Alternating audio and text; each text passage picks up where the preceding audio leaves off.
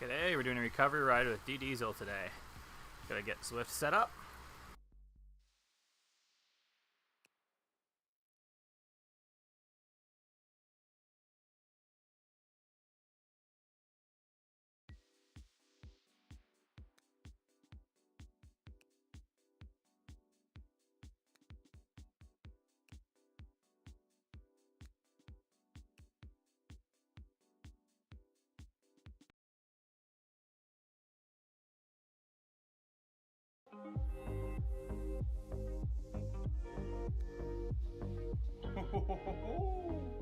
Today we're opening the box, and I think only one of you guessed accurately what's inside, which is funny because there's one video on this channel. We've got about an hour here with D Diesel Like as a recovery ride. views, and it was my If anybody's GoPro got accessories questions, 2019 wants to talk video. cycling, let me know. We're just One watching YouTube comment videos off my kept playlist at the popping same up on that time. video over and over and over again, and it was basically something along the lines of, man, you spent too much money on these accessories. You can find them on Amazon for way cheaper. So I went onto Amazon and I spent $22 on this. This is the newer.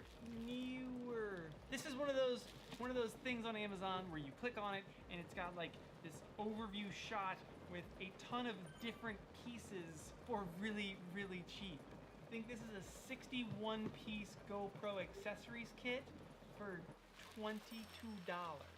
It is, oh, it's a 50-in-1. 50 Neewer 50-in-1 action camera accessory kit compatible with the GoPro Hero 8 Max 7 654. It's all of them because it's just a GoPro mount stuff. To give you some comparison quickly before I open this up, the GoPro 3-way mount that I talk about a lot, it's like our go-to arm thing that we use when we use the GoPro, is the GoPro 3-way arm, normally $70, is on sale for $50 on Amazon. So just as one thing on Amazon, $50. This 50-piece kit, $22. That's pretty impressive. That's much cheaper. The thing though is you're putting a $400 camera usually on some form of one of these mounts. So how much do you trust the mount? It's got to be a decent mount if you're gonna go do something and you want to make sure that you're not gonna lose it. This is nice though. It comes with its own case. It's like a zip carrying case. You ready? Holy shit. Look at all this stuff that's in there. Oh my god. That is crazy. Oh, ooh. It smells like there's a million bags in here. They really could have reduced the amount of plastic that they put in here. Neewer. By the way, if I'm saying that wrong, if it's newer, but there's an extra E, there's a silent E, an extra silent E, let me know. If you know how to say this, I think it's newer, because there's two E's. If you say need, with two E's, just take the D off, switch it with were, newer. That makes sense to me. This is a little chart with all the stuff you get in there. So the goal of This my is recovery crazy. ride Look how much stuff should be like, I'm gonna just start pulling stuff zone out, 1. figure out what it is, and So I'll tell you if that's it at looks 1.5 decent. watts per kilogram. Zone 1 is up to like All right, first up is 210, I a think, for me, handlebar mount. It looks like with an FTP of 281. a handlebar mount. It's not a bad handlebar mount, honestly. This feels like the handlebar mount that GoPro used to make. I think they've kind of changed the plastic that they use now to make it a little more robust, but it sure looks like the exact same thing that I purchased from GoPro in the past. Oh, I'll go through what these would cost individually as well. So just the handlebar mount on GoPro's website. Oh yeah, they've totally changed how GoPro does their handlebar mount. It's a handlebar seat post mount. I'll put it somewhere on the screen. But It is $30 just for that mount alone. And yeah, so this is kind of the old version that they had where one of the bolts can kind of pop off. You get this back in there. I see why they changed the design. It's not bad though. This totally works. If you are doing This is the I recommend exact kit I wrapping have the to mount my bolt with GoPro. gaff tape first and then putting this on there. It gives it a lot more grip and you don't get any slide. And it's $30 just for the pipe bar bicycle handlebar holder mount. Just for this piece, GoPro would charge you 30 bucks, and it's included in this case. Second thing, what are you? Oh, looks like we have a wrist mount. Come on. Very strong Velcro. And this extra strap goes through this bit, and then I can really crank it down. Apparently I don't have very big wrists. All right, wrist mount, and it looks like it could, oh yeah, it has like a little locking mechanism on here.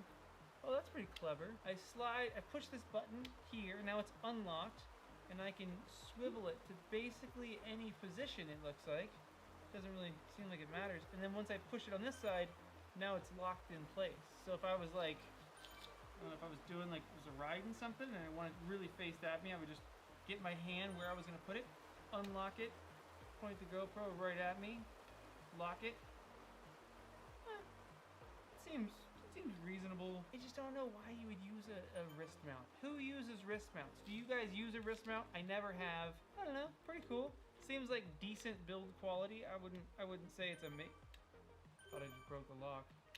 I wouldn't say it's amazing build quality, but again, for the price, you're getting all of this for 22 bucks. That is kind of crazy. Oh, wrist mount on GoPro's website. I don't know if they even make it. Oh, they do. Holy cow. Okay, on GoPro's website, they want to charge you $49.99 just for a hand and wrist mount. Well, if you do need a hand and wrist mount, I would get this one included with the set and not spend $50. That seems excessive. Maybe that one does something that I don't know. All right, next up is a, what the hell does that do? This is a helmet strap. Okay. So if you have a bicycle helmet, you know, on bicycle helmets, it's like got all the slits. You can actually loop this loop and this loop through the things, and then it would be mounted on your helmet. I don't know if this is a thing that GoPro also makes. Let's find out. And GoPro also does make this. All right, GoPro is selling just this piece here for $14.99, and I couldn't imagine why this would be any different. Honestly, I couldn't imagine spending $15 just for this one piece. That seems crazy. Helmet mount. Ooh. Okay, this actually is something that I've been wanting for a long time. So this seemingly just curved post is it's an extender, so that you can have like a mount on your helmet here, or like a chin mount here, and then this thing would. Oh, this is what, you know, when you see the wingsuiter guys are like this, but you see a shot of their face, and you're like, how in the crap are they doing that? It's with this. They got it mounted on the end of it, and this thing is mounted on their helmet, which puts it out there, and then it just shoots back at their heads. This thing, that's what you need, and it's included. That's a good piece. I would have paid 20 bucks just for that. Apparently, though, as all of you have said, I'm an idiot for spending how much I've spent on GoPro accessories. So, all right, next up is a very strong clampy bit. Very strong. Strong clampy mount. What are they saying it is? They're just saying it's a clamp. Oh, it looks like this top piece pivots. Oh, this top piece of it actually pivots. I've seen this in photos before. This is how people sometimes do a backpack mount. So they'll have, look at their backpack on like this. Boom. Then they'll take the clippy bit. They'll clip it onto their backpack. Super easy. Boom. Huh. GoPro mount. That's actually pretty slick. You could like mount it to a hat if you were, oh yeah, you could mount it to the bill of your hat, like right side up or upside down, and then you can probably even see what you're filming as you're filming. All right, this piece included with this set is, oh, they do have something called a magnetic swivel clip. The GoPro magnetic swivel clip looks, oh yeah, he's using it on his backpack, or she, I think it's a lady. On GoPro's website, $24.99. Holy cow. I feel like if you already added up just what we have here, and you were to buy it on GoPro's website, I think you're at like 50 bucks or more. Normally $25. For the build quality that this is, I couldn't imagine that you'd need much more. Kind of nice thing about this whole set, to be honest, is if something in this set breaks on you, if it if like a spring came undone, something broke, and you were like, oh dang, it broke. For $22, you get a whole new set, as opposed to $24.99 just for this one piece. So, all right, moving on. We have a, oh no. This one I am probably not going to recommend. So we found a weak point in the newer system. This is a suction mount. Suction mounts, maybe for the inside of your car, this might not be that bad. But I will say the cheap plastic feel for this. Yeah, I've used that a few times on the inside of my car, on the inside of the windshield. I'm For sure totally recommend fine this car. there, anyways. Even doing some gravel roads to get to hikes and stuff, no problem. Pretty well locked. But no, not for the outside. This is the Joby arm that I talk about all the time. It's a locking arm, which I really like. You pop it down, you twist the bottom, and yeah, the Joby holds way tighter. This one starts moving right away. Okay, so to be fair to this mount, this Joby mount is $25. $25 just for this one suction mount. If you're gonna put it on the outside of your car or a window where it could fall or anything really where you need to trust that it's gonna stay, I would say $25 well worth it. I might not keep this piece. This is terrible. First kink in the armor for newer, but again, as a full kit, still impressed. It's getting hot in here. Whew. All right, okay, we got a lot more to go. Let's try to burn through. Oh, this is like all the extra pieces. Holy cow.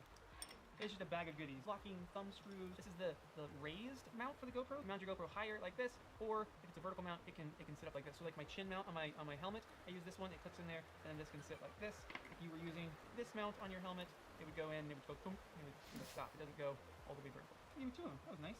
We got two of those. Two regular low mounts, although they don't have the rubber locker. Oh, and they give you this is a thumb screw key. So your thumb screw is on your GoPro. You put this thing on there. It sits on there pretty nicely, and then you can tighten or loosen your thumb screws. Oh, that's nice. They give you a tripod mount. So this is a GoPro Feet to Porter 20. So this thing can mount on my tripod. I can mount this GoPro on there, and that's a good bit to have. Using that one right now, right there. More valuable. I don't know if GoPro even has like just a bunch of stuff like that. I don't know what that. Holy cow.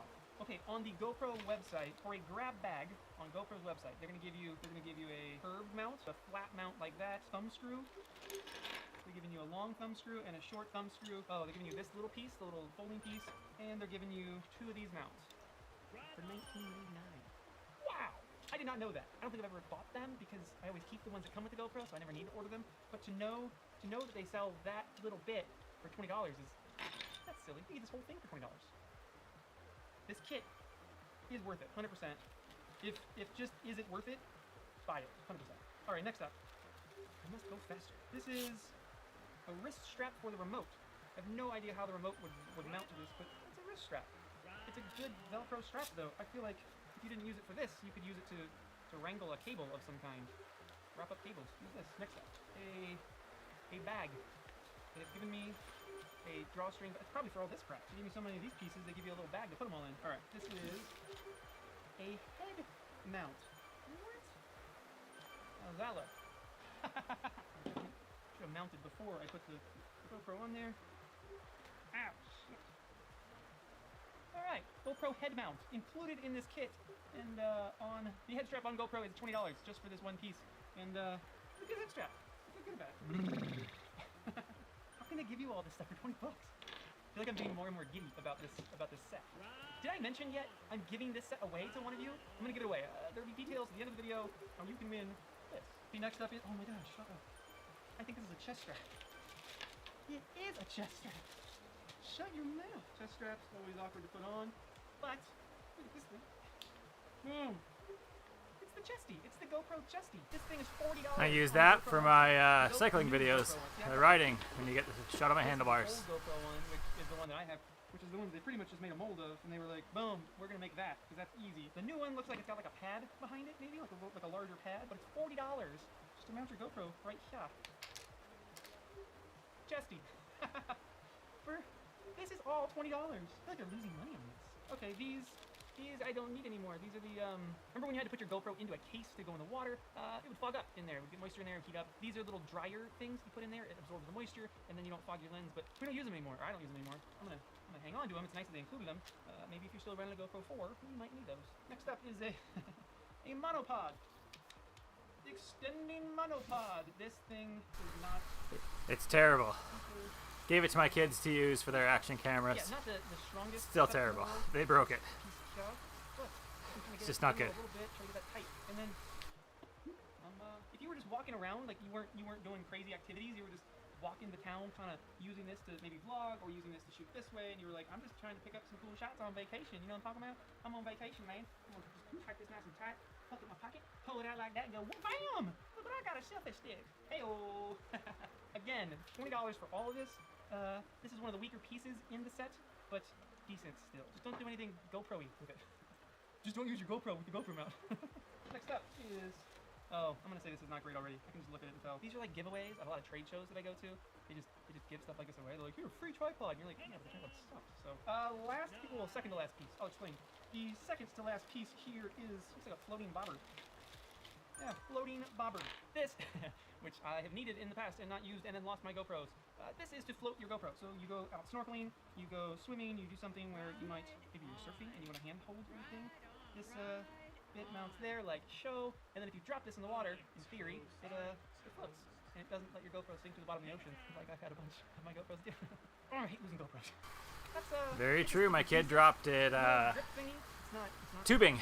but Stayed up this just is the fine. GoPro one that I use, and pretty much the only difference is that this one has a rubber grip around it, and this one does not. But this piece alone, $14.99. This one by GoPro, $14.99. This one by Neewer, included in the $22 set. I feel like I used to be way snobbier about getting the GoPro accessory or the GoPro, it's like the brand name accessory. But now that I look at the accessories, I just kind of go, oh, most of this is just plastic. Most of it's just molded plastic and then some straps that they put on it. And I realize I shouldn't be spending so much on brand name accessories. Okay, and the last thing in this kit that I can already tell you, just looking at it, haven't really played with it much, I do not like, is the case they give you. They give you a case. It seems kind of nice on the outside. The zippers are decent. That's underneath my toolbox to store extra cables. Good set though. It's just like they did laser cut it so that it would fit things, but there's no way that if you put something in there, like that the GoPro would hold. It just, bleh. So if you're gonna use the case, I would say take out the stupid foam insert, just use the actual case itself, and then maybe get more bags, and you could kind of put things in bags, and then put them in here, and then put this in your bag. All right, that is it. That is everything in this is everything here. This is everything in Amazon's cheap accessories kit. Although I was just on there and I realized that there's another brand that just reduced their price and now it's even cheaper than $20. It's like $17. And they say it's a 60 in one, but they really just give you more of the small bits. But for a very cheap kit, for a $22 kit, you guys have asked me this for the last year since that GoPro accessories video went up. I'm gonna say it's totally worth it. It's totally worth alone getting something like this clip, getting a wrist mount, which again, I don't use, but some people do. Getting this piece, very valuable. A bar mount, super valuable. I use that all the time. A chest mount, very valuable. A head mount, very valuable. Oh, the bobber. That thing, this alone right here, this pile alone would be worth easily the $22. I think that's like, there's a bunch of money on the GoPro website. You'd be spending a ton of money. Here, you're spending $22, throw everything else away, and it would still be worth it. But then you add in a helmet mount, you add in all these little bits and 3M bits that now I didn't realize were $20 that they sell this for. It's a good set. Good set. I would highly recommend this set on Amazon. I'm gonna give one away too, by the way. So go over my Instagram page. That's how you're gonna win. And like today's photo. It'll be in the caption. It'll say like, this is the photo that you should like if you're trying to win my GoPro accessories. So you need to like that photo. You need to comment on that photo, and that's it. I think that's it. Oh, tag a buddy. Yeah, do that. Tag a friend in the comments, and I don't know, say something also. Say why would you want this? What would you do with it? I'm terrible at these giveaway things. And then I'll pick someone on there. I'm literally gonna order you a new set off Amazon and have it delivered to you because I want this one. I want this set. I don't want this. This I'm throwing in the trash. Trash. This I'm gonna keep.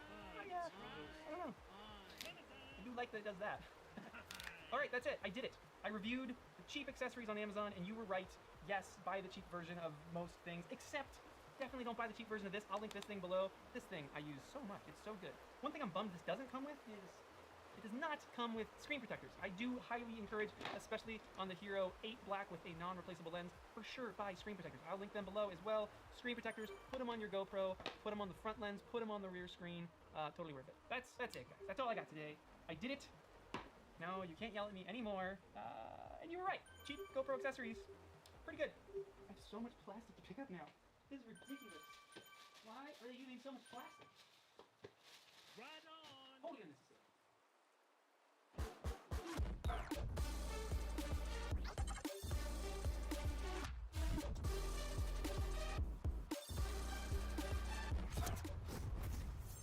Welcome to the Taipei Bike Show 2022. Hang on a sec. I know what you're saying. That doesn't look like Taipei.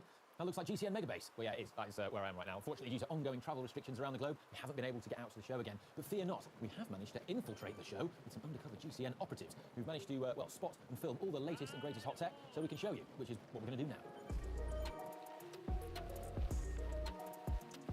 Let's kick things off. First, we've got the Sipo Rindo. Now, Sipo is a brand known best for its triathlon bikes, and it's taken that racing and aero expertise and applied it into a gravel bike, this, the Rindo, which also happens to be the Japanese word for remote forest road. Now, tyre clearance is up to 45mm. It's got integrated cables, aero tube shapes, and mounting points for all sorts of equipment and bags. I really like the topography kind of pattern on the top tube and the inside of the fork, too. Cool bit of gadge here. This is the CO Tool, which is also a clever name. A CO2 inflator for your tyres that has an integrated multi-tool function built in as well. So check this out. You can use Allen heads and a ratchet attachment too, and then it cleverly integrates the CO2 cartridge so that that can be used as the lever of the tool.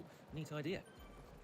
Next, we have some cool stuff from DigiRit. We previously showed you some rather bling carbon chain rings by DigiRit when we visited the Taipei show a couple of years back. Here, they're showcasing their new carbon hubs, which have been formed by a high-pressure hot press vacuum mold technique. And they reckon that this technique makes the material more dense and stiff, with better impact strength too. Interesting. This is the FOSS Zero Drag Silent Hub. Wait, what? A silent hub? Well, yeah, it's not going to be for you if you enjoy a free hub sound check, but apparently this design is lower friction and, according to the makers, more efficient when you freewheel. I mean, it makes sense. When a free hub is making noise, that is energy being converted into noise from friction, and so, well, it's, in theory, being less efficient. But what would you prefer, a noisy hub or a silent one? FSA are showcasing exciting new applications in 3D printing, or additive manufacturing as it's known, to provide custom cone spaces that allow for integration of headset cables on many modern bikes. The advantage of this is that you can still maintain a nice, neat, hidden cable look, but not be limited by the proprietary bars and stem of manufacturers that typically come with your bike.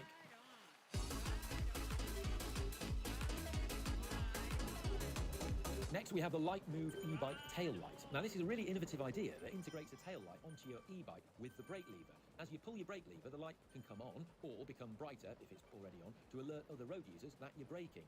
It's a really good idea, I think, especially... That'd be great for a commuter bike. The light has 240 degrees visibility and uses LTI technology to give an illusion of depth and movement. This is actually light technology that's come from cars, but anything that improves safety, I'm all for. Tapeak always has new gadgets on display at Taipei, and this is their EOP workstand, which I quite like the name of because it sounds like AOP in Yorkshire speak. Anyhow, it's designed for e-bikes as they're heavy, but it could also be useful for anyone who just struggles to lift their bike. You clamp your bike in at ground level, and then you press this foot pad to release the loaded post into an extended elevated position so that it can be more easily worked on. Bit of quick fire bike tech for you now. If you're anything like me, you own quite a lot of bike stuff that can quickly start to dominate your living space in your house, in your kitchen, in your hallway. Anyway, the WAN Ultra stand seeks to remedy this by creating a racking and storage system for your bikes and bike kit. I think it looks rather neat. One of the big disadvantages of disc brake bikes in racing is that of wheel changes. They are considerably slower than quick release levers, and this is something we've already seen when watching racing on GCN Plus this year.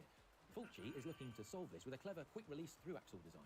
Now, on one side, you've got a quick-release lever, which is opened in conjunction with twisting a knob on the opposite side. It makes insertion and removal of the lever much quicker. The knob simply screws into your bike in a standard through-axle threaded hole. This is the Cage Variable Chain Guide from B-Labs. It wouldn't be a bike show without some pulley wheel system porn, would it? So, well, I'm obliging you. Now, the pulley wheels here are hollow, which gives them a very striking look, a bit like the modified bearings that you see on the Absolute Black system. Now, the wheels themselves can move, though, and this movement is said to better guide the chain for best positioning. Now, it's an interesting design idea, this, and one that I've not seen in recent times, so let us know if you think it's a good one. Some lightweight carbon tech for you here in the form of these Starlight spokes. Now, they're said to weigh 2.5 grams to 3.5 grams, depending on the length of the spoke. And to put that into context, it's very light. Sapim C X-ray spokes are 4.8 grams, and they're kind of an industry-leading spoke that's used in a lot of OEM bike components. They also are said to have very high stiffness with a tensile strength of 400 kgf. They're compatible with various different hubs, and they're also said to be aerodynamic with a diamond-shaped body that is apparently not only stronger than a bladed shape, but also exhibits lower drag. And lastly, we've got another bike for you. This is the KTM X-Strada Prime. This is a new gravel bike from KTM and features a RockShox Rudy suspension fork with 40mm of travel. Tyre clearance is 45mm, and the bike comes in this beautiful metallic white with the KTM logo in grey quicksand, which I think is particularly smart. This one's fitted with SRAM rival ETAP 1 and before you say it's a mountain bike, it still has drop bars, right? Anyway, we also saw the new giant TCR disc in the livery of Team Bike Exchange, and this faceted blue gloss paint job with white logos really does look the part. Also noticed it featured the new updated G giant logo on the head tube, so let us know what you think of that. I hope you enjoyed that look at some of the hottest tech at this year's Taipei Bike Show. Let us know down in the comments what you thought was the coolest. Subscribe for more videos like this, and of course, you know, share it with your friends if you've got any. And I'm going to go now. Love you, bye! In this video, I'm going to go through the settings behind my Obsidian setup so you can see what plugins I'm using, what core plugins I'm using, how I'm using them, and all the other settings. This is a video for my regular work. I have a newsletter all about taking notes and research and personal knowledge management. So I'm going to watch this so it can be included in that newsletter. curtismchale.ca/pkm-weekly. I use live preview because who doesn't use live preview? I don't want to be in the source mode. I don't want to see all of the markdown in the pages. I want some out of the editing, so down in a different line. I want it to show as it would in the reading view, which is very, very useful. I don't use the legacy editor because I'm updated. The readable line length, I actually minimize the readable line length, which is why it's ticked. So if I was to untick this and go back to my page, you can see it's all the way down to the borders of my page. But I don't like that. I like it in the middle. That's, again, my preference. So when I tick that, it goes into the middle of the page. You can do some messing around with CSS, but this is the easiest way to get things in the middle. So basically, it's like centering all the words.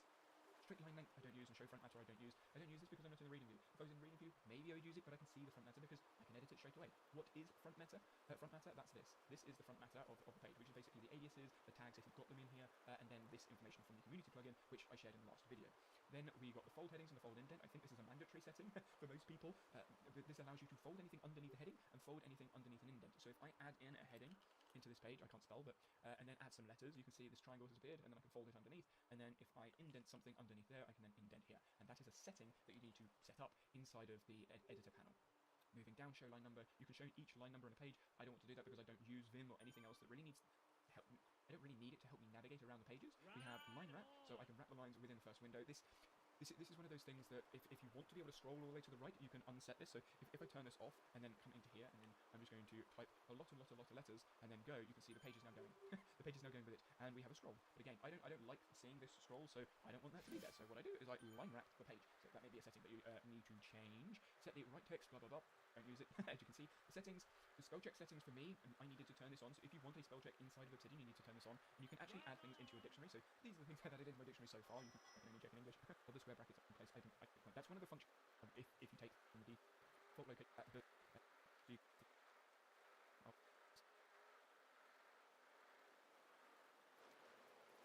I think this is useful because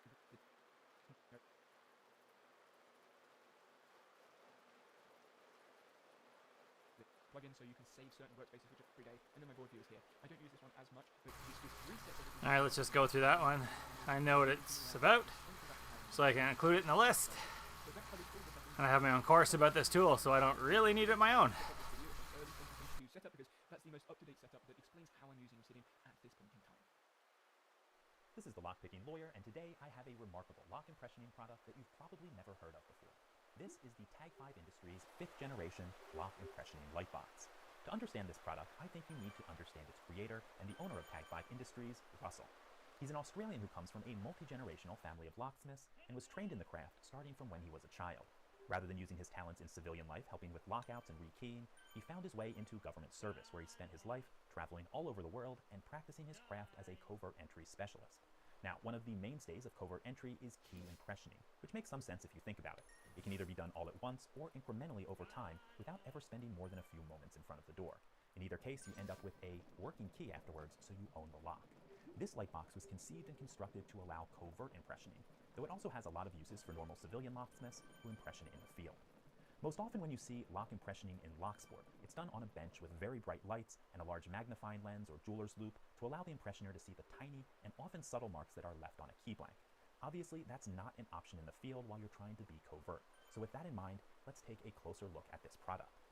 The lightbox is actually designed to be worn by the user by placing a lanyard through this hole on the back and around the user's neck.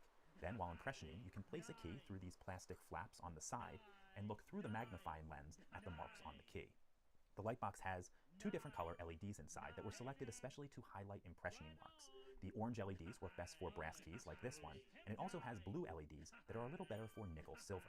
By using these two buttons, the LED colors can be used separately or in combination with each other in varying degrees of brightness. And as a personal note here, I am not very good at impressioning, but these colored lights really do make it easier to see the marks. Now, the Lightbox was also made with light discipline in mind, a concern undoubtedly born from Russell's years in the field. The plastic flaps that you can see on either side of the Lightbox are pretty good at keeping the light in. Right now, I have both sets of LED lights on, and they are blazing at their full brightness, and you can see very little light coming out of the front here or from the sides, just a tiny bit in the cracks. Now, I want to give you a demo of this, but I am a pretty mediocre lock impressioner. So tomorrow, well, tomorrow for me, 30 seconds from now for you, I'm having a surprise guest show you how this works, someone with many years of lock impressioning experience. And I want this to be a real test, so we're not going to be using a master lock or a quick set. I'm going to give him this Kryptonite KS82 padlock, a lock with remarkable tolerances, and not coincidentally, a lock that I failed 4 times in a row to impression. So I'm going to cut the video, and I'll see you tomorrow. Okay, folks, I'm back, and with me now I have Russell, who is the owner of Tag 5 Industries, and because I am an absolutely abysmal lock impressioner, he's going to give us a little demonstration on how we use this tool to impression a lock. So the first thing, Russell's already done a little bit of prep work on the key, so if you can take us through what you did, I'd appreciate it. Sure. So you have a key blank. The most important thing about doing your impressioning is setting up your spacings and not to go too deep for your first cuts. Zeros are typically the height of the key blank. In some keys, in some manufacturers, it may even be number 1 step. The biggest thing with impressioning is your spacings. Filing straight and correct all the time, making sure you don't diverse off and move into any other real estate of each of the cuts. So you can see here I've done some small cuts with the file.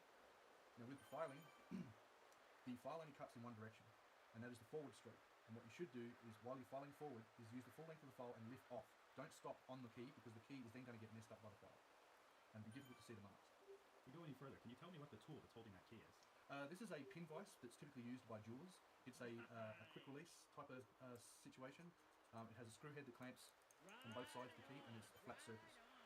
I find this to be one of the best handles ever. I've tried many handles, vice grips, precision-made handles for impressioning, but this is the best unit that you can use for impressioning. Small, very discreet to use, and nice and easy in the hand.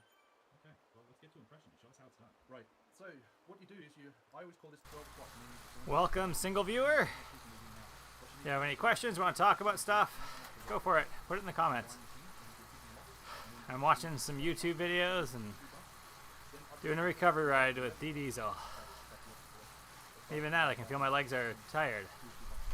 So this is exactly where I should be.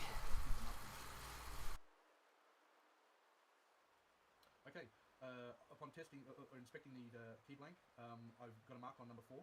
So the rule of impressioning is you only file where you see the mark. Do not file where there are no marks. Do not guess. So I take a stroke on number 4 and repeat the process. Turn and bump. Turn and bump. And just do it 2 times each side. Now we test again.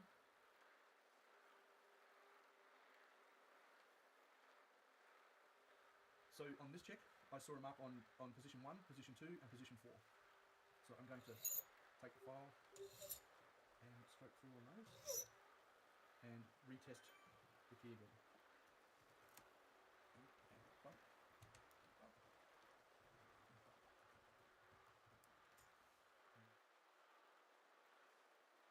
Okay, I'm testing this inspection. I've found a mark on 1, 2, and 4.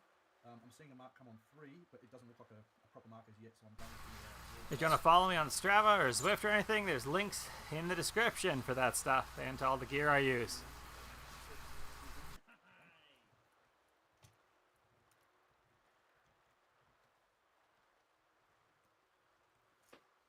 And now we'll inspect the key again.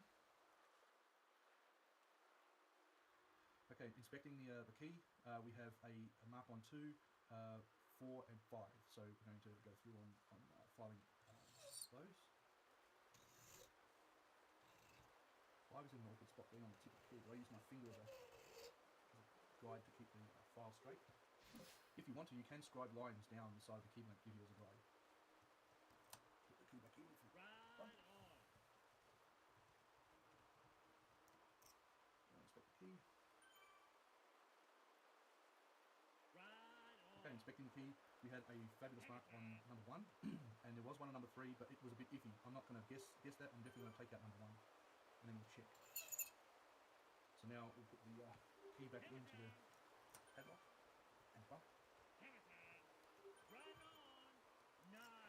and inspect the key again.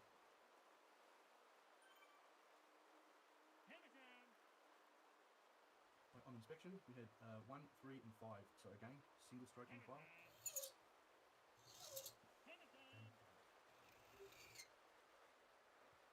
Put it back into the cylinder. Bump.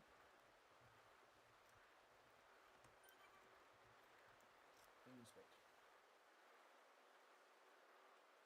Okay, on inspecting that one, we have a mark on 3 and a mark on 5. So I'll push through on 3 and 5. Okay, and we'll test again. Up, up, and inspect.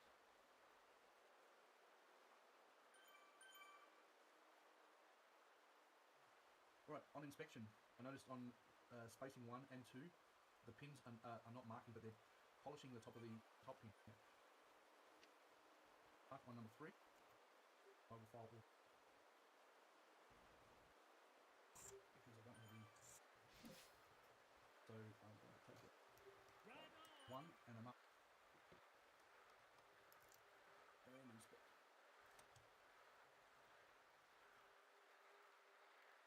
Right, inspection, which is indicating at number 1 and number 4.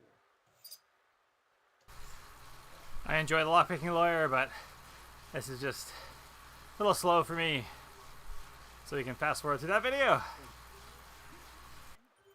Okay, Russell is gone, and I hope his demo was helpful. I spliced some pictures into this video that I took during the demo through the lens of the Lightbox, but to be honest, they really don't do the tool justice. I should also note that I neglected earlier to mention that this tool does come with a very nice case that I do not have to show you, but you can see it on the Tag5 website, and I will leave a link in the description below. Now for the bad news. This is not an inexpensive product. It lists for $480. So while this is probably the best new impressioning product that I have ever used with excellent build quality, that innovation and quality does come at a price. So is it worth it? Well, I think it depends on how much impressioning you do. I can say from personal experience that this did make impressioning easier for me, and it also transforms impressioning into something that can be done anywhere at any time. So that's all I have for you today. If you do have any questions or comments about this, please put them below. If you like this video and would like to see more like it, please subscribe. And as always, have a nice day. Thank you. Hello and welcome back to Just Ride Bikes. I hope you're well and ready for some juicy tech news from the world of cycling. And it's a packed edition today. We have what appears to be a brand new Candel Super 6 Evo road bike, a new Trek Domani. Orbea has announced a cheaper alloy version of its Terra ground bike. And before all that, we have a brand new Open Mind California, a US carbon-made bike with a stunning low weight, stunning looks, and a stunning price tag. So let's dive in. And we'll start with this brand new Open Mind California. Now, Open is a company best known for the Up gravel bike it launched in bright orange and dropped rear stays back in about 2015 and followed up with the Wide and the Upper. And then about 18 months ago, they launched the Mind, their first road bike. So it's a super simple looking carbon road bike, really high end, low weight and superb ride quality. And I reviewed it when it launched and you see my review linked down below. But now they've gone to California and had a super high end, super low weight and super expensive. That road bike is beautiful. You have to cut the seat post. So I looked at that instead of the Caledonia that I'm riding now. And once it was cut the seat post, I said, no way. We had last year the BMC Masterpiece, a German-made version of their Road Machine road bike, and a few other brands trying to bring manufacturing back in-house. And this is the latest example of a road brand trying to do just that. And the reason this new frame is made in California is no accident, and it's due to Gerald Ruman, the co-founder of Open. He was also the co-founder of Cervelo. Now Cervelo, about 10 years ago, more or less, produced a California-made RCA, a super lightweight version of its R5 road bike. It was sub 700 grams, really pushed the limit back then of carbon fiber manufacturing and proved how light a carbon frame can be made. But the price tag was through the roof. I think it launched with a $10,000 price tag, if memory serves me correct. So really impressive. So what Open have done is gone to the same California manufacturer and produced a super lightweight version of their Mind road bike. And the results speak for themselves. So we have a 775 gram frame, lighter than a regular 870 gram frame, and it comes straight out of the mold, and you can have it in a raw version, so all the carbon fiber weave and layout is on show. Now this is perhaps divisive because, let's be honest, the carbon fiber layout of a frame isn't the prettiest. All their small pieces and the way they cut and laid can leave a frame or even a wheel set looking a bit odd if not used to it. But personally, I love that the manufacturing is on show and not concealed underneath a coat of paint. So new frame has the same geometry, the same shapes as a regular Mind, but at super low weight. The other thing that has changed is the price tag, and it's roughly double the price of the regular Mind. You're looking at $7,500 or euros, which is roughly twice the price of the regular Mind. So a big premium for a small weight saving, but the fact it's made in California and not Taiwan. And it does rather raise the question of whether you care about where a frame is made. And if you do care about where a frame is made, are you prepared to pay the extra cost for a frame made closer to home? So let me know what you think down below by leaving a comment. So from that new bike to some rumours of new bikes hopefully coming out this year. And a good place for finding out about new bikes coming down the pipeline is the UCI's list of approved equipment. Now, for any bike manufacturer supplying bikes to a World Tour team, like Specialized, Trek, Cannondale, etc., those bikes and frames have to be approved and verified by the UCI on safety ground, basically make sure they meet certain requirements and are safe for racing. And then the UCI rather helpfully puts all your frames on a list, on a PDF, on their website, so you and I can check this list for new bikes. Sometimes the bikes don't appear on the list until it's actually launched, but quite often we get a few weeks or even a few months notice of a new bike being launched, and that is the case today. So we have a brand new bike from Cannondale. Well, I say brand new, I'm not sure how brand new it is. It's listed as a Super 6 Evo 3 limited edition. So that's a bit of a clue about what the bike is and probably isn't. Now, the current Super 6 Evo launched in 2019, so I don't think this is a brand new bike. It's not an update on the current Super 6 Evo. And the 3 in the name, which is the same as the last edition, suggests it's actually the same frame. But the limited edition is probably a big clue to what this bike will be. So what is more likely to be is a super fancy version of the regular Super 6 Evo. So picture same frame, same shape, drop rear stays, aero down tube, but a super high-end carbon manufacturing. Not dissimilar to the Open Mind I showed you earlier. Maybe a much lighter frame, a high modulus version to get the frame weight down by 100 grams, 150 grams, make it an even better climbing bike than the current bike. And that would be ideal for Tour de France to give the race team, the EF Education Race Team, a really fancy, lightweight climbing bike. So that's my hunch of what the bike might be and what it won't be. And then scrolling further down the list, we get to Trek and what appears to be a brand new Domane endurance bike in 3 versions. There's the entry-level SL version, there's a mid-range SLR, and then the range-topping race-ready RSL version, all approved recently. So as you probably know, the Domane is Trek's endurance road bike. You've got big tyres, you've got the ISOSpeed decoupler front and rear, you've got down tube storage, you can fit mud guards, a bike designed to conquer the Paris-Roubaix cobble race, a bike developed initially with Fabien Cancellara, a real cobble specialist, and actually won Paris-Roubaix, the women's version, last year with Lizzie Deignan, so a really capable bike. This bike, in the current form, was only launched in 2019, so you could say it's ready for an update, but what the update might be, well, it's anybody's guess. Now, Trek aren't releasing any details as yet. The UCI list is the only indication that a new bike is coming. But my hunch, given the bike is a bike developed for Paris-Roubaix and Tour of Flanders, and those races are just around the corner, then it could be released in the next few weeks. So definitely stay tuned and definitely watch those races closely. If the bike is launched or not launched, but is used at those races for the first time. The current Domane already has best-in-class tyre clearance. You have mudguard mounts, and you have the ISOSpeed decoupler front and rear. That's been improved on every version of the Domane since it was first introduced, so I can see an update to that to make it even more comfortable for rough roads. Could it make it lighter? Probably, yes. The weight is one of the complaints that people have over Domane. It's not the lightest frame in the world, so less weight would be a good move. And perhaps more aero. It's already slightly aero. They could make it more aero with more lessons learned from the Madone, so that could be a good move. So lighter, more aero. Yeah, let me know what you want to see from it down below. The tricky one to really imagine where manufacturers can take different bikes when they are already so good, and we are definitely getting to peak bike. So let me know what you want to see. From those new bike rumours to a brand new bike actually announced today, and we have full specs and prices to talk about today, is the all-new, cheaper Alloy Orbea Terra, the company's gravel and adventure bike. So earlier this year, maybe the end of last year, it was launched with a new carbon frame, a big update over the first model launched in 2015, 2016 or thereabouts. So wide tyre clearance, new geometry for better off-road riding, 1x, 2x, those are cool updates and more comfort over the old bike. But they didn't have an alloy version at launch of that carbon version, but now they do. And what it means, you get all the same details and same features as a carbon version, but much lower prices. And the prices start from just £1,999 and top out at £2,299 here in the UK. You can find Euro and US prices at the website, link down below. So quite a small condensed range, not a big choice of options, but we've got some good Shimano SRAM builds, 1x and 2x as well. And £2,000 for an alloy gravel bike looks fantastic as well. And as you can see visually, the bike shares all the same features as a carbon model. And interestingly, Orbea says the new bike offers the same comfort as the carbon model, which does have me stroking my chin a little bit, because as good as aluminium is these days and not harsh like it used to be in the old days and now very smooth riding, it's still not even the best incarnation as smooth as the best carbon frame. Even with big fat gravel tyres on, you can tell the difference between alloy and carbon in my testing experience. But hopefully I can find out for myself how the carbon version compares to the alloy version when one becomes available. Supply issues have been a problem for Orbea, as they have for most bike brands, and I am on the list for a carbon version and hopefully an alloy version to test this year. So stay tuned to the channel if you want to see my review on that bike very soon. And one last tiny bit of tech news before I let you all go is the fact that Pirelli, the tyre manufacturer, have announced their top-end road tyre, the P0 Race, which I really rate. A great tubular tyre, easy to fit, good roll resistance, good durability, and just really fast and grippy, will now be made in Italy. So we're seeing more of a trend for manufacturers trying to bring the manufacture of bikes and tyres back closer to home. So really exciting news. I have no idea what it means to the price. I've asked if it means a premium over the regular version, and well, the rest of the range will eventually be made in Italy as well.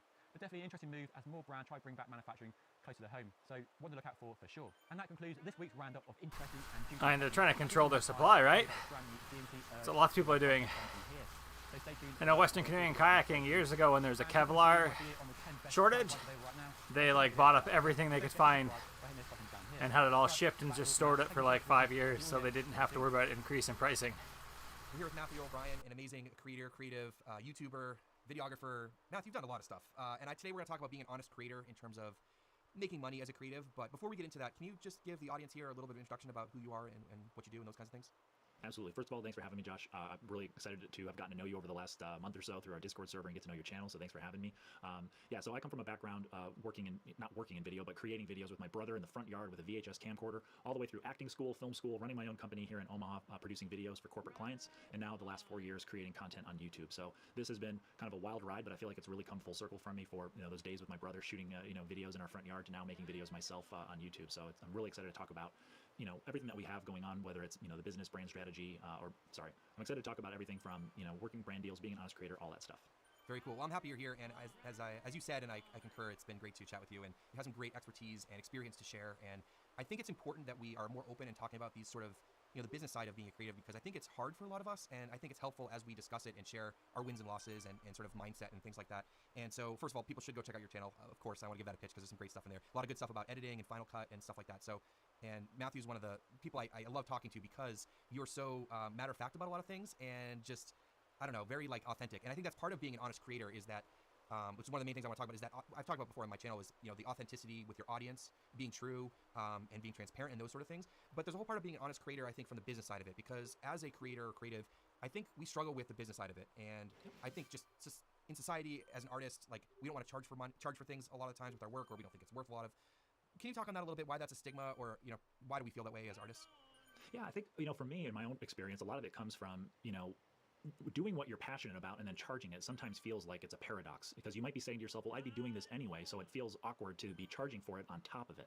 And I think we really need to, especially with what the internet has done to give everybody access to sort of the world market and the world stage, we can create things that have value, whether it's a painting, a piece of music, a video that we want to post on YouTube. And we have to be focusing on what the value is of what we create versus all of the inputs that went into making it, the time and materials. If you're a sculptor and you say, well, I'm going to charge you for my sculpture based on the 3 weeks it took me to do it and the 100 pounds of clay I purchased and the tools I had to buy to make the sculpture, you may be sort of giving away what it is that you created because you're just focused on those commodity-based things instead of the value it has to the person or institution who's going to use that to further something that they're trying to do. All right, so that's a big shift in mindset, because as a creative, you're thinking, well, specifically, let's talk about like videography, for example, not even YouTube, but you think, okay, well, I have my equipment, I paid so much for it, there's depreciation involved with that, or stuff you have to buy every year, and you've built that up, and there's a cost, and you're like, oh, I want to pass some of that along, that's cool. But what you don't take into account is your 10 years of experience of working a camera, telling a story, directing a shoot, editing, color grading, all the things that you've worked on and developed as a professional. You just show up with 10 years of experience.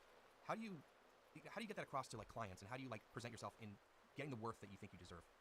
Yeah, that's a great question. I think that really is the key to understanding any dynamic or relationship that you have with a client. There's some clients that we call price buyers, that they have something that needs to get done, and they want to hire someone who's qualified to do it. I call it hiring a button pusher. Like, hey, do you know how to push record on a camera and make sure everything's exposed? Great. I need you here. You're going to be there for 5 hours. You're going to cover this thing, and then you're going to hand over the footage, and you're done. Versus a client that goes, I don't know anything about this, but I have a serious business problem that I need solved, and I need to partner and collaborate with someone who's a gifted creator that's going to help me achieve a business goal by bringing their expertise to bear. It's just like hiring a lawyer or going to a doctor. You don't go to a doctor and tell them what's wrong with you and how they're going to perform surgery on you. You trust that they have the expertise because they went to undergrad, to graduate, medical school. They have all this experience. And I think that's really the key. So what I like to do is I like to try to understand what is the dynamic at the onset of a relationship with a client. Did they look me up with a Google search and I just was the first result on the page that made them call me and say, hey, I need some video services? Or did they see my work and it spoke to them and they saw, I think that this person has something special that I think they can bring to bear on what I'm trying to do and help me achieve my business goals. To me, I only want those kinds of relationships. I personally am not interested in those, hey, work 10 hours, push the button, get the banana at the end of the day, and then off you go.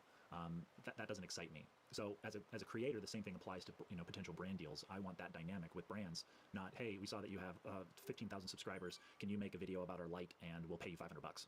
Okay, so let's transition, I guess, over into the creator space and into YouTube specifically, I think. So I think with videography, you have to work on getting your rates and getting the kind of clients that you want to work with and value you and will pay you what you deserve. Now on YouTube, I think it's so much trickier because I've said plenty of times, if you're getting into YouTube, it shouldn't be just to make money. Like, you need to do it because you really enjoy it. Like you were saying, you would probably do this even if they didn't pay you. Like, that's the sort of passion that we put into it. And once you're in that space, it's hard then to shift gears and say, okay, now I want to start making money. Because for me personally, I went almost 2 years without taking a sponsor on my farming channel, and I was well over 100,000 subscribers. I just didn't feel comfortable with it. So how do you then shift from, I'm doing this for fun, I'm doing this because I love it, to, all right, well, now I can make some money on this. And so what are some things you need to think about when you're trying to make that transition or just getting into it, I guess?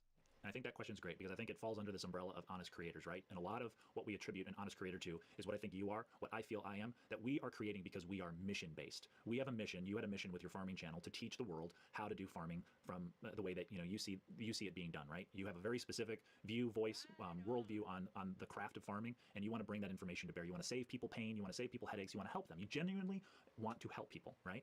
If you would have started that channel going, all right, so we've got film and tech, we've got finance channels. Those have pretty good CPMs and RPMs, but you know what? I think farming is the way to go because it's underserved. Our country is full of agricultural opportunities. I think I could really turn a quick buck here with my channel. That's going to be a completely different channel than Josh being on a mission to help people who are trying to do this as a passion, their life, their living, whatever it is. So that's the main point, being mission-based. But at some point, when you're mission-based, you're going to start seeing that the value that you create is getting results, subscribers, good engagement on your channel. People are going, they're binging your videos. And that's going to attract brands and companies to go, hey, this person fits the dynamic that we're looking for, or they have the numbers that we're looking for, they have the demographic we're trying to target. We see value in how this person, who is trusted by his audience, can help us achieve a business goal. And the thing that happens sometimes is if that brand approaches you, you go into it going, you want to work with little old me? You want to pay me $500 to make a video? And I'm already sort of doing it for free, even though, you're earning money from ad revenue and affiliate stuff. And I think that mindset is what we need to work on. We don't want you to be thinking, you want to work with little old me? Well, yeah, $500 sounds great. Let's do it. Because you're really leaving potentially money on the table. So how do you understand and work with that client in a more collaborative way to go, I have something of value. Not only am I someone that has an authentic connection with my audience and has this established trust, all this social capital, but I have expertise that if I bring to bear on introducing your product to my audience, if it passes my tests of, is this something that I would actually use, it's worth something. And I want to get to the bottom of, how much can I charge you to work with you so that I'm making profit and you're making profit, and this is a mutually beneficial collaboration. I love it, Matthew. I think there's so many parallels to what we were talking about with videography, and the clients come to you because they value what you can bring to the table, what your skills are, the kind of work that you do. And similarly with a YouTube channel, if you spend the time working on your content, building community, developing an audience and a connection and a trust there. Actually, on my other YouTube channel, I'm negotiating some contracts right now, so this is a good video for me. Hence, I'm watching it. We went and built our community through providing value for our viewers. And that's been my approach the whole time. And I remember we talked about this idea of being an honest creator, and I was like, yes, this is like a perfect term for this sort of approach. And I think a lot of people, when they're getting started, they want to take brand deals because they're eager to make money and take products from companies and things like that. And it's really hard to say no, but I've been saying no a lot lately because you have to know what you're comfortable with, that you want to be honest with yourself as well, and get what you think you need. Otherwise, just hold off. That's sort of my thought about it. Well, and my thought is, how do we really articulate what the goals are for our channel? Like, what is the big picture goal for the channel? I don't mean on the business side. I mean, what content is this channel going to have? Is it going to be, first of all, what forms? Regular videos, shorts, live streams, and whatever else starts coming up in the future. If you're a farming channel, what different things are you going to be talking about in the future for your channel to achieve reaching a larger audience, teaching even more, staying on top of trends, being on the cutting edge of what kind of agricultural technology is helping the small farmer all the way up to a big corporate, farm. Not that you may necessarily want to help some big corporate farm with your channel, but those are the types of things you want to focus on. But then you want to focus on your own business goals. What am I trying to achieve? If you're just sort of creating in a vacuum without having a very specific understanding of what milestones you want to reach, what lifestyle things that you want to accomplish, when a brand deal comes to you without that, it's more tempting to accept it because it's money. This helps me just in a generic sense make more money. But when you look at it through the lens of the goal of your channel and the goal of the business aspect of your channel, you'll get a better understanding of whether or not that brand partnership is a good fit. Does this help me move my mission forward? Does this help me achieve my business goals? And you start to understand if that's going to be an obstacle or a distraction. And I think that's really important to know. You got to put a lot of thought into these deals, because if you take a brand deal, then that video, that product placement, that mention is in that video, and it's going to stay up for a couple years minimum on YouTube, and it's going to be constantly replaying for people. So I think that we need to be better at advocating for ourselves, our values, like what we're worth, and pitching that to the companies that we're working with. And you got to remember, you can always negotiate. Like, what they offer you something is an offer. So there's a lot of. Can you give some tips about negotiating that stuff, like how to present things? I know I've seen a lot of discussions about this in our group of friends. Can you talk on that a little bit about some tips about, like, how do you negotiate and propose options for them, or anything like that that you found helpful? That'd be cool. Yeah, so anytime a brand has reached out to me, and this also applies to my video production business, and a lot of what I'm talking about comes more from running a video production company that is going to design a film for a client and help them achieve a business goal. I'm translating a lot of that and my experience with that towards to the YouTube relationships that I might be developing with different brands. So I personally, with my channel being young, only at 15,000 subscribers, I have not landed a bunch of brand deals, but I have a lot that are cooking right now, right? So one approach that I take is if a brand reaches out to me, usually it's an email, right? And they're very complimentary. Hey, we saw your videos. We think you'd be a good fit for what we're trying to accomplish. We make these plugins and we want to send them to you so you can take a look at them, and then maybe we can make a video, whether it's, you know, a 60-second mention in the middle of one of your videos or a dedicated video that shows your audience how to use the plugin, right? They are trying to achieve a business goal. So what I say is, well, there's a couple of different ways that we can approach collaborating. And I try to, first of all, ask questions. I have what a really great value-based pricing coach talks about as the why conversation. Why me? Why are you looking at my channel? You know, yeah, you hit on some generic things in your email, but like, what's the specifics? What are you seeing? Is it the trust I have with my audience? Is it the comments that you're reading? Is it just the simple numbers, my demographics, the amount of subscribers I have, what my channel content is? What are we trying to accomplish together? What business goals are you trying to achieve? Do you want more sales conversions? Do you want a specific revenue increase? Like, what's the business side of this for you? And then go, because how can you really prescribe what video to make when you don't know what they're trying to accomplish? So you have to think of it in that sort of doctor dynamic. When you go see a doctor, they're asking you questions. What's wrong? What doesn't feel good? What are you experiencing? So they can diagnose you, and then prescribe a prescription, right? So one thing that I do is I always do 3 price options. So we look at a high cost thing that has a lot of value proposition for the client, and something that's a little bit simpler. And the analogy that I use is like if you go to the grocery store and you want to buy Doritos. If you go to the grocery store and they only have the family size bag and that's the only option, and it's like $6.79 or whatever crazy price Doritos are, you're probably going to say to yourself, well, I don't want all of those Doritos. I don't want to spend $7. I just want like the regular bag. But then you go to the grocery store and you have the small bag, the regular bag, and the big bag. Now you're like, okay, well, what am I going to do here? The small bag doesn't have enough, but it's a little bit cheaper, but the price per ounce is really high. The middle bag is pretty much the sweet spot. I don't really want the party size, so you go for the middle option. It creates a different dynamic with your clients. They have something to compare it to versus trying to get prices from somebody else and compare it to another creator, right?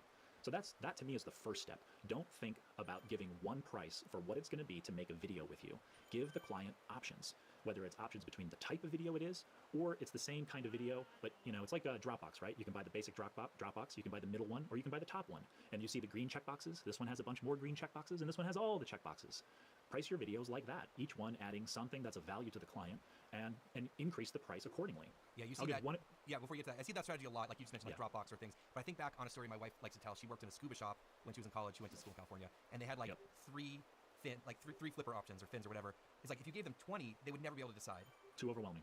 But like the 3 bags of Dorito sizes, perfect example. So I think the option, I need to start working on this too for my stuff, is like give them 3 different options. So what were you gonna say? Sorry, I just want to jump in with that. It can be difficult because sometimes we think like, well, I'll give them 3 different types of videos. Well, what if it's the same type of video and it's a 60-second ad spot in the middle of your video, and the base price is just that, it's 60-second ad spot. But then the second option is, well, you're not only going to do the 60-second ad spot, but then you're going to incorporate it into your social media following. Maybe you've got a good Twitter following, or you've got a good Instagram, and you can incorporate that brand placement there. Sometimes it can be the deliverables, right? What if it's the client, this is a classic thing, right? Their lack of preparation isn't your emergency. But what if your client's like, we had a creator fall through, and we have to get this thing out in 2 weeks.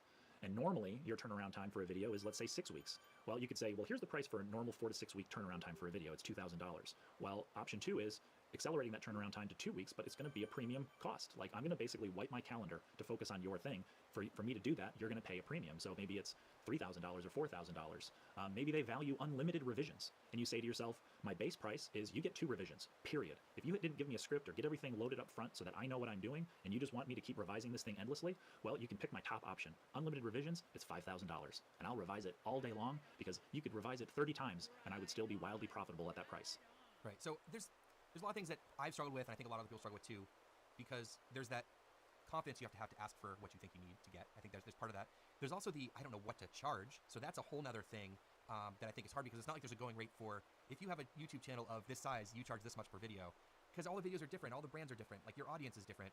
And I think it's also interesting, as like myself, who's got a larger channel and a very small channel, trying to figure out like what to charge. And any tips on like how to figure that out? Do you just like kind of look at what people offer and kind of work with that, or like getting started? The first thing that I always tell people is the first price you should be thinking about is what number pops into your head that makes you feel like you'd be excited to do it.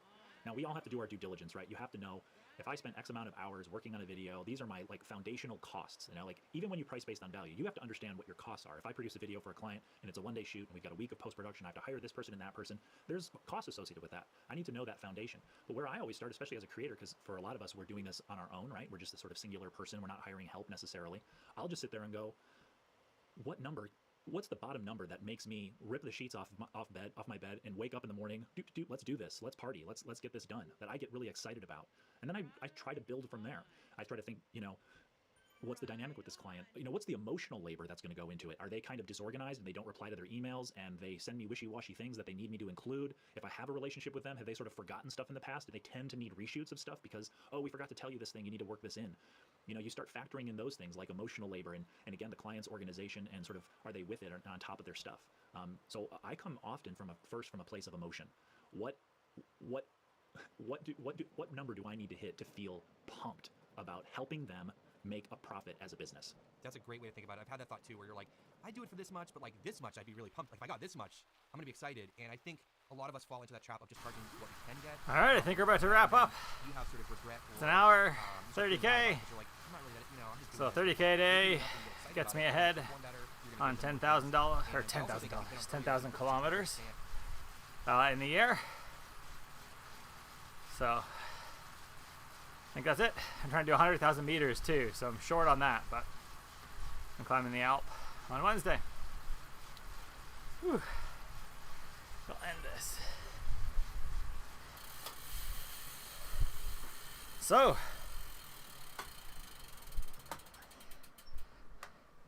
tomorrow I'll actually be streaming the Iconic Routes at 7 a.m. Pacific, so I'll probably start a little before that for warm-up.